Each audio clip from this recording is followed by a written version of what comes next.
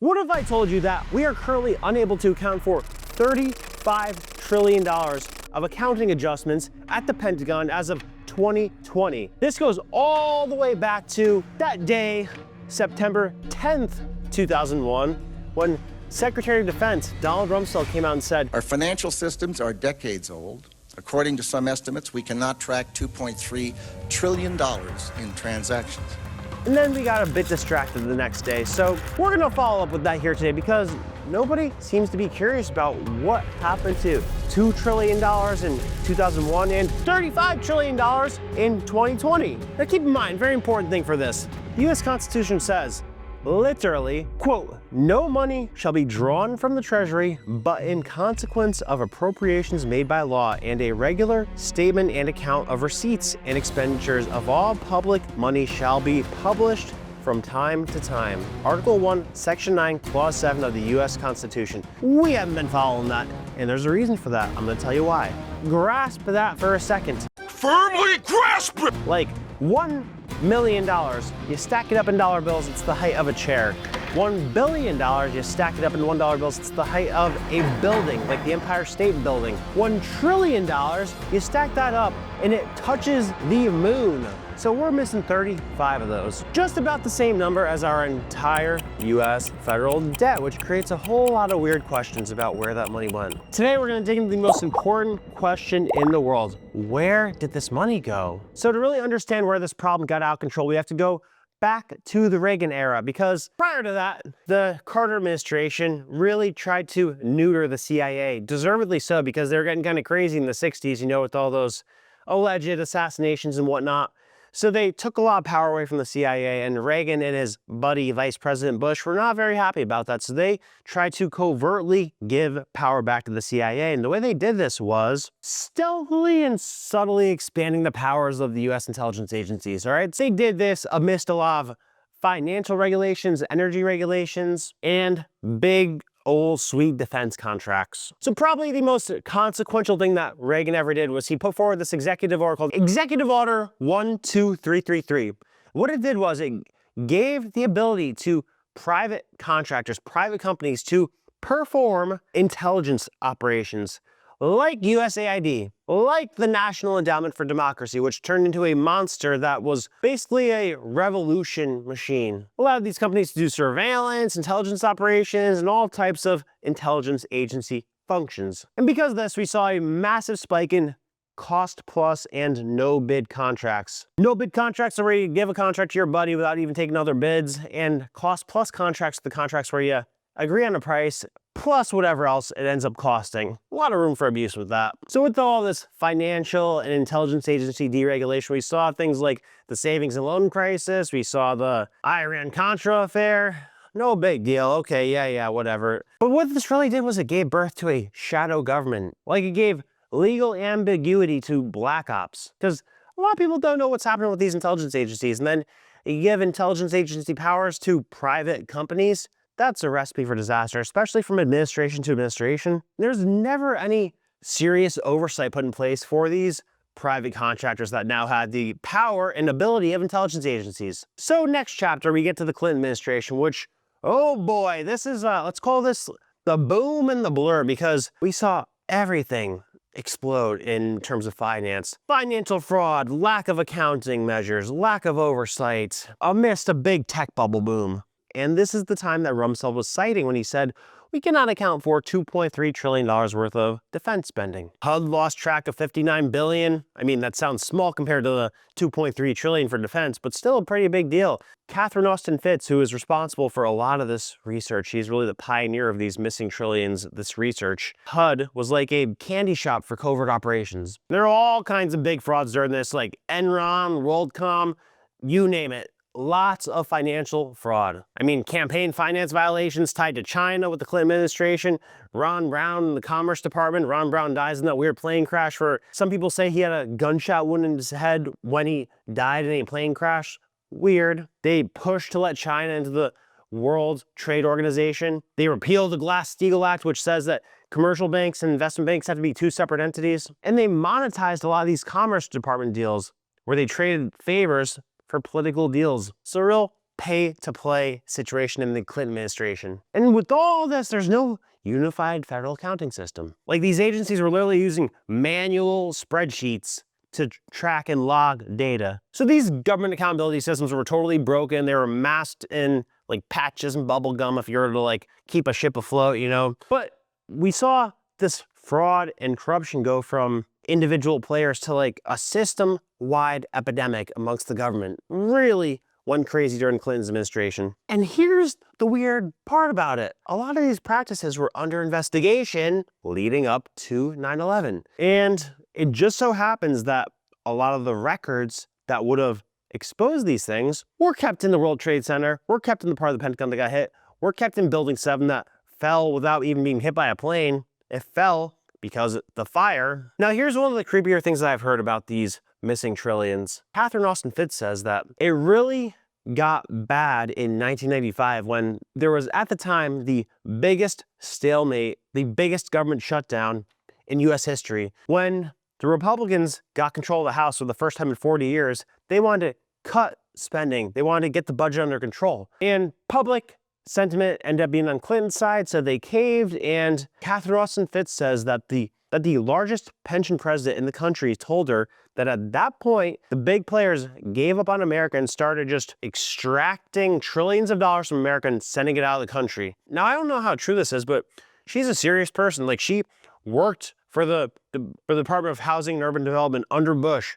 She works in investment banking. Like, she knows serious people. She knows about finance. Was writing a piece with a colleague leading up to 9/11 talking about these missing trillions because she was the first one to spot it and call it out. Now, we're going to talk at the end about where these trillions of dollars went to, but just take a look at this chart right here for global GDP growth by year and tell me if you notice anything weird at a certain time. Now, weird unanswered questions about 9/11. So try this one on for size. So in 1997, there was this thing called the Project for a New American Century, created by a neoconservative think tank with the goal of promoting US military and economic dominance. All right, so here's the people who were involved in this in 1997. Bill Kristol, Robert Kagan, Dick Cheney, Donald Rumsfeld, Paul Wolfowitz, Jeb Bush, Elliot Abrams, Richard Pearl, and John Bolton. I mean, like, that is the warhawk list of all warhawks. So here's what they believe. They believe that the US should expand military power and maintain global unipolarity, preemptively strike potential threats, spread democracy in the Middle East, because we know that works out so well, and prevent the rise of any competitive superpower. Good job with China, guys. I mean, if you're gonna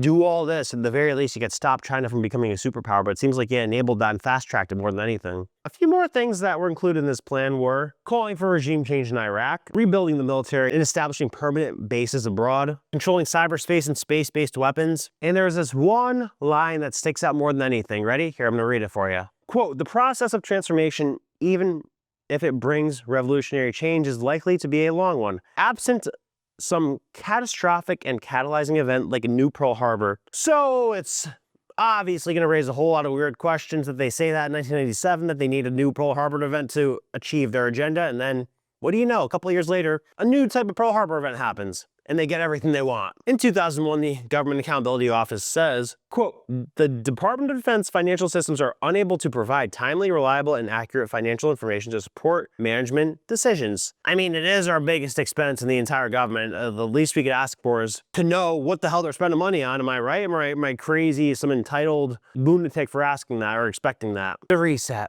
and the aftermath of 9/11 and some more weird things. So 9/11 happens, destroys all the records of these financial crimes that were taking place. The wing of the Pentagon that was hit had literally been auditing the missing 2.3 trillion. Building 7 had the SEC, IRS, Secret Service, CIA, Department of Defense. World Trade Center 1, Tower 1 had Marsh & McLennan. They had Cantor Fitzgerald. Very controversial companies doing very important things in terms of looking into dangerous places. The SEC stated that 3,000 to 4,000 investigations were impacted by the destruction of their New York City office. And keep in mind, this is before these records were made digital. They were all paper copies. So in the Pentagon, the part that got hit, Office of Naval Intelligence and Defense Financial Accounting Services, literally located in the West Wing of the Pentagon, which was the exact area hit by Flight 77. So most of the budget analysts and computers and data and filings were destroyed or killed in this strike. So it's weird that the only part of the Pentagon that was hit was the part where the financial auditing teams were working. Just a little bit weird. So to this day, there's never been a full accounting of what happens with the 2.3 trillion.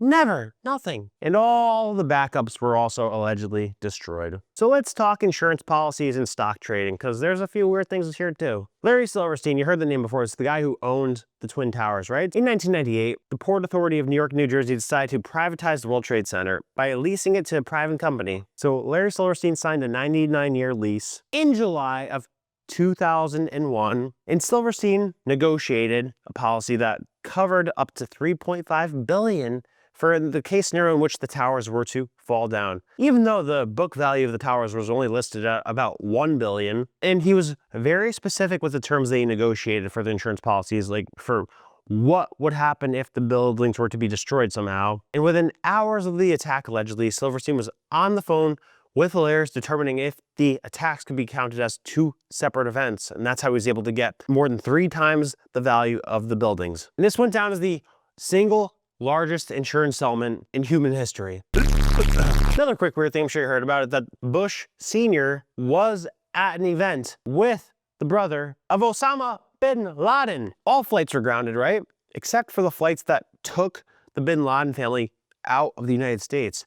Guys, isn't this the person who's responsible for the attack that we spent years and trillions of dollars and thousands of American lives going to find? And the freaking president's father is at an event with the Carlyle Group with this guy? What the hell are we talking about? Here's another weird one. On September 6th and 7th of 2001, the Chicago Board of Options Exchange recorded 4,700 put options, which means that you're gonna bet that a stock's gonna go down. These put options were for United Airlines. This is compared to just 396 call options, meaning there was a put to call option ratio of 12 to 1. The typical ratio is 1 to 1. And Bloomberg noted that the put option volume was nearly 100 times higher than the day before. Same thing for American Airlines. Huge volume of put options put in place just days before the attack. A 2006 study by Postman of the Journal Business found statistically significant abnormal put option activity for United and American Airlines, concluding it was consistent with investors trading on advanced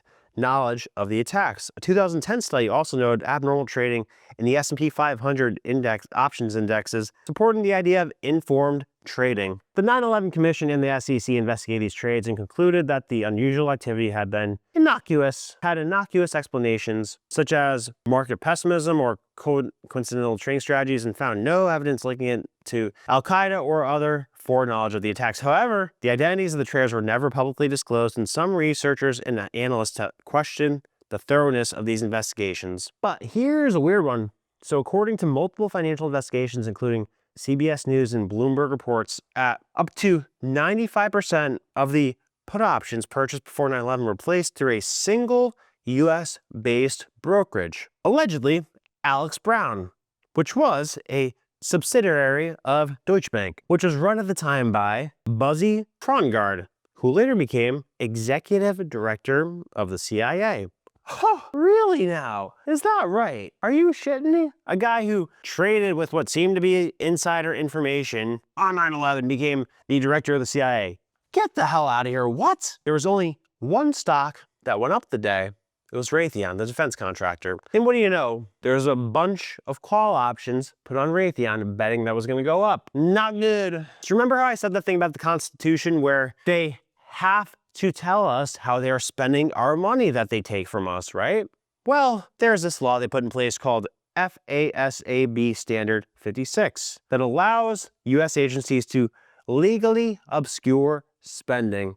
So it makes the disappearing trillions legal after all, supposedly. And you guys know how they did the Patriot Act. That was just locked and loaded, ready to go somehow. The Total Information Awareness Act got shut down, but Palantir rises in its wake just like a year after 9/11. So that's where the digital control comes in. And then we get about $8 trillion spent on 9/11 related wars. Pentagon still hasn't passed a full audit. Contractors now handle core military, cybersecurity, and intelligence operations. And two big to fail banks, plus big tech merged with government agencies like Palantir, Amazon for cloud CIA, and Google, Facebook, etc., etc., etc. FSAB 56 basically erased any oversight that we could have wished to have. And where we stand now is that our system allows trillions of dollars to be moved off the books, contractors are unaccountable, and audit failures are just a regular Tuesday. If you forget to pay your taxes or aren't able to, they throw you in a cage for a couple $1,000. Them, a couple trillion gets misplaced or spent on something that you totally don't want them to spend it on. It's fine. F you, what are you gonna do about it? That's what they say. So you might be asking, who else is talking about this? So Michigan State University professor named Mark Skidmore that saw what Catherine Austin Fitts was saying. He's like, no, that's insane. Yeah, that can't be right. There can't be 20 trillion missing from the budget. This was in 2015. So him and a team of researchers go in and look at it and they're like, oh my God, this is actually happening. And you could see clips of him saying that, yeah, he filed for Freedom of Information Acts. He's going through their books and saying like, oh, where'd this trillion go? Where'd this 800 billion go? Where'd this go? Where'd that go? Nothing. Crickets. Why isn't anybody talking about this? This is crazy. So the biggest question that I'm curious about is where's this money going? Because $35 trillion, you're going to notice that showing up somewhere. Like, think about COVID. We printed $3 to $6 trillion and look at the massive inflation. Like, look at home prices, stock market prices, the price of everything went up by like a good 40% because we injected new money into the economy. Where's this money going? Two, was our debt ever necessary at all in the first place? Or did they just take that, spend it on something and say that it was debt, say that we had to spend more money than we actually had? Because it's weird that the number always links up pretty closely with our national debt, the number that's unaccounted for. Catherine Austin Fitts seems to think that they are stealing the money from the pension system and just banking on being able to overhaul the entire system by the time that the boomers are old enough to try and collect. So theory number one that people throw out there, so it's just accounting errors and adjustments. So the 35 trillion number is just like money gets marked down as one thing and then marked down as another thing. 35 trillion? Like your budget is 800 billion a year. How do you have, and keep in mind, this isn't cumulative. Like in 2018, it was 30 trillion. In 2019, it was 35 trillion. So each year this happens. So this is the most widely accepted explanation that 35 trillion does not represent actual missing money, but rather cumulative accounting adjustments. These adjustments are made to reconcile discrepancies in the Pentagon's financial records, often due to outdated systems, human error, complex bureaucracy, blah, blah, blah, blah, blah. So that's one theory. Do with that what you will. Another one is unsupported transactions, like transactions lacking poor or proper documentations means Pentagon may have spent money but cannot fully explain how or where it went. You got financial mismanagement. Some critics argue that the 35 trillion reflects systematic financial mismanagement with the Pentagon, like overbuying, lack of oversight, inventory issues like the $90,000 in a bag of screws. We've all heard those stories. Some say it's being embezzled or stolen. Some say it's being used for secret projects. Some say it's tied to larger things like the people who really run the world just extracting our wealth and saying, F you, what are you gonna do about it? The thing that sounds most realistic to me is something that Catherine Austin Fitts calls a breakaway society. She says that in the 90s, when they gave up on America, that they started forming a breakaway society, meaning like they just were building these crazy elaborate cities and structures underground, like deep underground military bases and like ocean bases. Like if you ever seen the movie The Meg, where they have that like big giant city like structure underwater to observe the ocean, that they're building stuff like that. So there's stuff that we know about like Cheyenne Mountain, like Springfield Underground in Missouri, all kinds of these places. But you've heard people say that they literally have like supersonic trains underground, like hundreds of like miles underground. I say since this started happening in the 90s, maybe it was like they're preparing for Y2K and they're like, screw it, whatever, like everything's gonna go to shit, so we might as well just like steal this money and build stuff with it so that we're safe. And then when nothing happened and they got away with it, they're like, oh wow, we could just keep doing this. Another interesting thing, like I said, this is going to show up somewhere. The most expensive structure in the world, the International Space Station, I believe costs $100 billion. So still, you're a long way from $1 trillion, even if you're building like space stuff, if you're building underground structures, like it's hard to spend trillions of dollars on these things. So what if, again, look at this chart, they use this money for some reason to pump up China. I don't know why they would do that. Right when this money starts to go missing in the 90s and it really escalates, then that's when China takes a lift off. Look at their GDP. You know, people have been attributing this to them entering the World Trade Organization, but it wasn't drastically different from what happened with them in the 70s. Like, they got allowed into World Trade, right, in the 70s, and they get led into the World Trade Organization, but they take off like a rocket right when this money starts going missing. So I think there might be something here. Now, I haven't found anybody who knows a definitive answer on this, but Catherine Austin Fitts is the best that I've seen. Now, when it comes to 9/11, there is a whole another chapter of weird stuff with this that I'm going to go over next week. And then this, like, if you thought this was crazy, wait till you see this, because it is shocking, and it might explain where this money went, but it's too crazy to talk about in this one episode. Otherwise it'd be an hour long, and I don't want to do an hour long episode because I want to keep your attention span, because I love you and want you to watch the whole thing. So guys, I hope you got value out of this video. If you enjoyed it, subscribe, check out this playlist right here, and check out my book club on my net called the Forbidden Book Society. Going through the topic of what I'm going to be talking about next week, we went through the whole One Nation Under Blackmail book series, volume 1 and 2. All the chapter summaries are in there. We're going through The Art of the Deal. We're going through where did the towers go? Book by Judy Wood, very good book. And got a real cool group of people there. We have meetings every Sunday on Zoom. And hey, if you support what I do, if you like what I do, join the circle on the next. Much love. God bless. I'll see you later.